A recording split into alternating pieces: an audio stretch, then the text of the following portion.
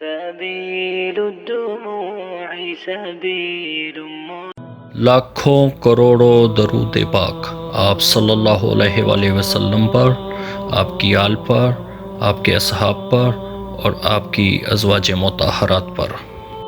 بسم اللہ الرحمن الرحیم۔ السلام علیکم ورحمۃ اللہ وبرکاتہ۔ آج کی ویڈیو میں ہم نماز کی ابتدا کے بارے میں بتائیں گے کہ کون سی نماز سب سے پہلے پڑھی گئی اور معراج کے بعد حضور پاک صلی اللہ علیہ وآلہ وسلم نے کس کی امامت میں ہمیں نماز پڑھانا سکھائی۔ حضور اقدس صلی اللہ علیہ وآلہ وسلم نے معراج کے دوران جہنم کے داروغہ مالک کو دیکھا۔ وہ انتہائی سخت طبیعت کا فرشتہ ہے، اس کے چہرہ پر غصہ اور غضب رہتا ہے۔ آپ صلی اللہ علیہ وآلہ وسلم نے اسے سلام کیا۔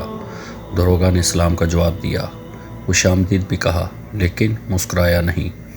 اس پر حضور نبی کریم صلی اللہ علیہ وآلہ وسلم نے حضرت جبرائیل علیہ السلام سے فرمایا، یہ کیا بات ہے کہ میں آسمان والوں میں سے جس سے بھی ملا ہوں اس نے مسکرا کر میرا استقبال کیا، مگر داروغہ جہنم نے مسکرا کر بات نہیں کی۔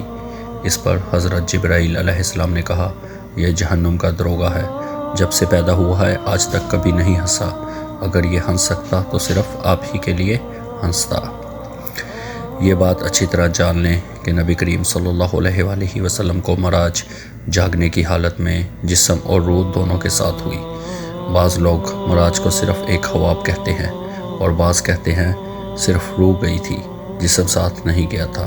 اگر یہ دونوں باتیں ہوتی تو پھر معراج کی واقعے کی خصوصیت کیا ہوتی؟ خواب میں تو عام آدمی بھی بہت کچھ دیکھ لیتا ہے۔ معراج کی اصل خصوصیت یہ ہے کہ آپ صلی اللہ علیہ وآلہ وسلم جسم سمیت آسمان پر تشریف لے گئے، لہٰذا گمراہ لوگوں کے بہکاوے میں مت آئیں۔ اور پھر یہ بات بھی ہے کہ اگر یہ صرف خواب ہوتا یا معراج صرف روح کو ہوتی تو مشرکین مکہ مذاق نہ اڑاتے، جبکہ انہوں نے ماننے سے انکار کیا اور مذاق بھی اڑایا۔ خواب میں دیکھے کسی واقعے پر بھلا کوئی کیوں مذاق اڑاتا؟ معراج کے بارے میں اس مسئلے پہ بھی اختلافات پائے جاتے ہیں کہ نبی کریم صلی اللہ علیہ وآلہ وسلم نے اللہ تعالیٰ کو دیکھا یا نہیں۔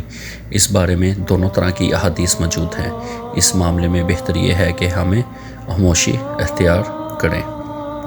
حضور پاک صلی اللہ علیہ وآلہ وسلم معراج کی رات اللہ تعالیٰ سے ہم کلامی کے بعد آسمانوں سے واپس زمین پر تشریف لے آئے۔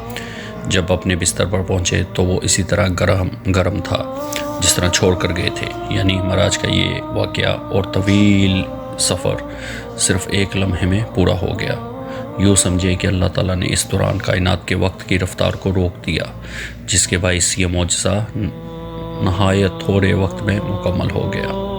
معراج کی رات کے بعد جب صبح ہوئی تو جبرائیل علیہ السلام تشریف لائے۔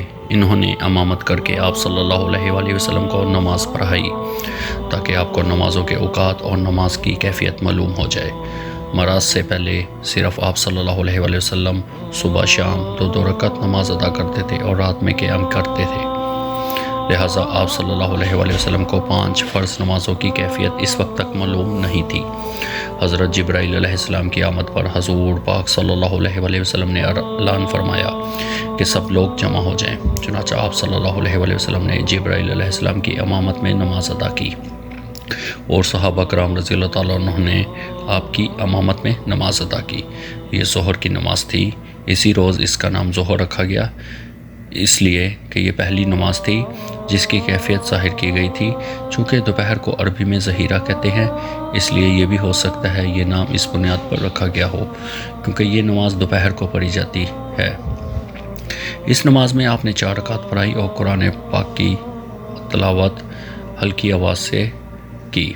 اسی طرح عصر کا وقت ہوا تو عصر کی نماز ادا کی گئی، سورج غروب ہوا تو مغرب کی نماز پڑھی گئی۔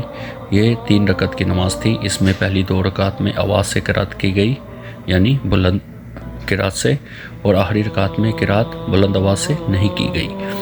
اس نماز میں بھی ظہر اور عصر کی طرح حضرت جبرائیل علیہ السلام آگے تھے۔ آپ صلی اللہ علیہ وآلہ وسلم ان کی امامت میں نماز ادا کر رہے تھے اور صحابہ کرام رضی اللہ تعالیٰ عنہ نبی کریم صلی اللہ علیہ وآلہ وسلم کی امامت میں۔ اس کا مطلب ہے کہ حضور پاک صلی اللہ علیہ وآلہ وسلم اس وقت مقتدی بھی تھے اور امام بھی۔ رہا یہ سوال کہ یہ نماز کہاں پڑھی گئی، تو اس کا جواب یہ ہے کہ خانہ کعبہ میں پڑھی گئی، اور آپ صلی اللہ علیہ وآلہ وسلم کا رخ قبلہ اول یعنی بیت المقدس کی طرف تھا، کیونکہ اس وقت قبلہ بیت المقدس ہی تھا۔ حضور پاک صلی اللہ علیہ وآلہ وسلم جب تک مکہ معظمہ میں رہے بیت المقدس کی سمت میں منہ کر کے نماز ادا کرتے رہے۔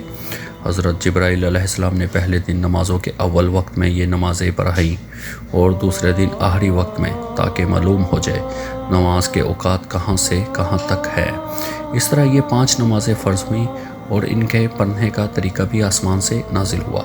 آج کچھ لوگ کہتے نظر آتے ہیں نماز کا کوئی طریقہ قرآن سے ثابت نہیں، لہٰذا نماز کسی بھی طریقے سے پڑھی جا سکتی ہے، ہم تو بس قرآن کو مانتے ہیں۔ ایسے لوگ صریح گمراہی میں مبتلا ہیں۔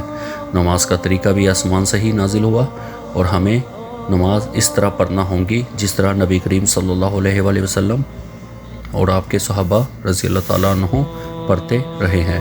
یہ بھی ثابت ہو گیا ہے کہ فرض نمازیں 5 ہیں۔ حدیث کے منکر 5 نمازوں کا انکار کرتے ہیں، وہ صرف 3 فرض نمازوں کے قائل ہیں۔ لوگوں کو دھوکہ دینے کے لیے وہ کہتے ہیں کہ قرآن مجید میں صرف 3 نمازوں کا ذکر آیا ہے، حالانکہ اول تو ان کی یہ بات ہے ہی جھوٹ۔ دوسرا یہ کہ جب احادیث سے 5 نمازیں ثابت ہیں تو کسی مسلمان کے لیے ان سے انکار کرنے کی کوئی گنجائش نہیں رہتی۔ 5 نمازوں کی حکمت کے بارے میں علماء نے لکھا ہے کہ انسان کے اندر اللہ تعالیٰ نے 5 حواس یعنی 5 حصے رکھی ہیں۔ انسان گناہ بھی انہی حصوں کے ذریعے سے کرتا ہے، یعنی آنکھ، کان، ناک، منہ، اعضائے جوارح یعنی ہاتھ پاؤں۔ لہٰذا نمازیں بھی 5 مقرر کی گئی ہیں تاکہ ان 5 حواسوں کے ذریعے دن اور رات میں جو گناہ انسان سے ہو جائیں وہ ان 5 نمازوں کے ذریعے دھل جائیں۔ اس کے علاوہ بھی بے شمار حکمتیں ہیں۔ یہ بھی یاد رکھیں کہ معراج کے واقعے میں حضور پاک صلی اللہ علیہ وآلہ وسلم کا آسمانوں پر جانا ثابت کرتا ہے کہ آسمان حقیقت میں موجود ہیں۔ موجودہ ترقی یافتہ انسان کا سائنس کا یہ نظریہ ہے کہ آسمان کا کوئی وجود نہیں، بلکہ یہ کائنات ایک عظیم خلا ہے۔ انسانی نگاہ جہاں تک جا کر رک جاتی ہے، وہاں اس خلا کی مختلف روشنیوں کے پیچھے ایک نیلگوں حد تک نظر آتی ہے۔ اس نیلگوں حد کو انسان آسمان کہتا ہے، لیکن اسلامی تعلیم نے ہمیں بتایا کہ آسمان موجود ہے، اور آسمان اسی ترتیب سے موجود ہے جو قرآن اور حدیث نے بتائی ہے۔ قرآن مجید کی بہت سی آیات میں آسمان کا ذکر ہے، بعض آیات میں 7 آسمان کا ذکر ہے، جن سے معلوم ہوتا ہے کہ آسمان ایک اٹل حقیقت ہے، نہ کہ نظر کا دھوکہ ہے۔ دیکھنے کے لیے آپ کا بہت بہت شکریہ۔ اگر آپ کو ویڈیو اچھی لگے تو پلیز اسے لائک کریں، شیئر کریں اور سبسکرائب کریں۔ آپ سب کا اللہ حامی و ناصر ہے۔ انشاءاللہ اگلی ویڈیو کے ساتھ آپ کی خدمت میں بہت جلد حاضر ہوں گے۔ اللہ حافظ۔